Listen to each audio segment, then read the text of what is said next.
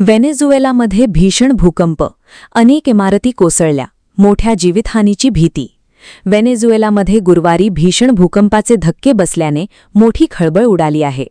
राजधानी कॅराकेसच्या पश्चिमेला असलेल्या सॅन फिलिप परिसरात अनुक्रमे 7.2 आणि 7.5 रिश्टर स्केल तीव्रतेचे 2 शक्तिशाली भूकंप झाल्याची प्राथमिक माहिती समोर आली आहे.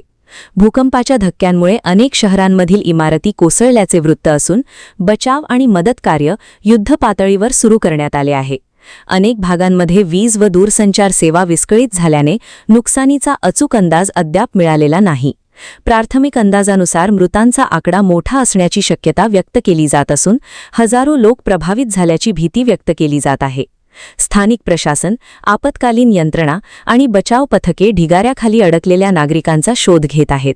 दरम्यान अधिकृत यंत्रणांकडून अद्याप संपूर्ण माहिती जाहीर करण्यात आलेली नसून जीवित व वित्तहानीबाबतचे नेमके आकडे स्पष्ट होण्याची अपेक्षा आहे.